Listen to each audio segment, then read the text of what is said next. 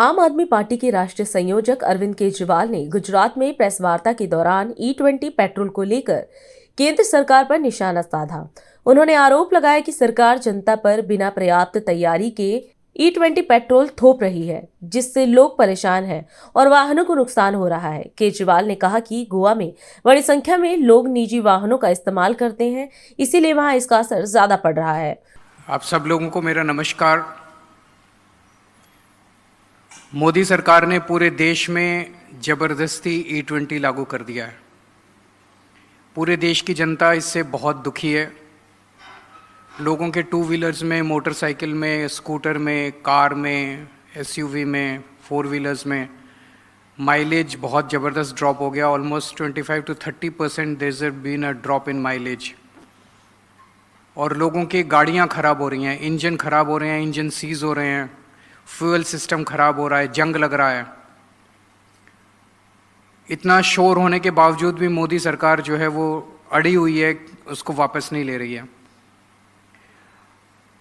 गोवा के लोग डिस्प्रपोर्शनेटली ज़्यादा इस डिसीजन से अफेक्टेड हैं।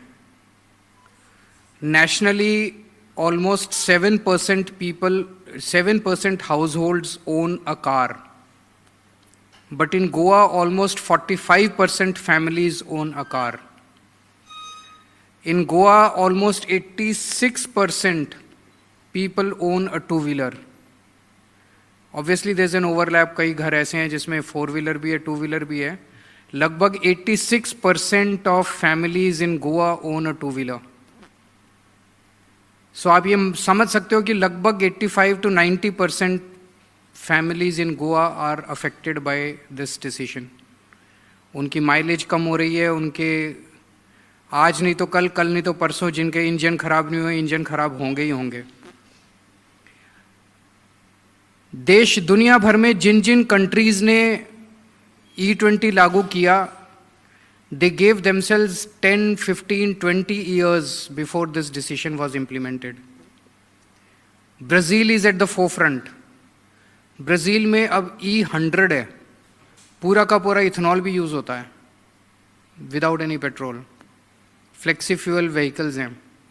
पर ब्राज़ील ने 50 साल लिए E20 करने में। इन 1931 Brazil introduced E5 and they introduced E20 in 1985। 55 साल के बाद उन्होंने E20 किया और अब जाके उन्होंने E100 किया, लेकिन वहाँ पे E30 और E100 दोनों के बीच में ऑप्शन मिलता है।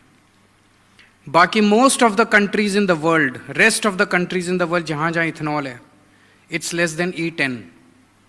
हमारे देश के अंदर 2022 में गवर्नमेंट ने डिसाइड किया कि हम 2025 में इसको लागू कर देंगे, within 3 years। Our government gave merely 3 years to implement E20। 3 साल में नहीं हो सकता। जितने पेट्रोल पंप हैं उनके स्टोरेज टैंक्स E20 के लिए रेडी नहीं है। उसमें जब पेट्रोल डालते हैं तो उसमें मॉइस्चर अलग हो जाती है, इथेनॉल अलग हो जाता है और पेट्रोल अलग हो जाता है। तो कई लोग ऐसे हैं जिनकी टंकी के अंदर पानी ही भरा जाता है, तो उनकी गाड़ी सीज हो जाती है। इसी तरह से जो ऑयल टैंकर्स हैं, जो ऑयल कंपनी से टैंकर लेके आते हैं पेट्रोल पंप पर, they have to be specially designed for that.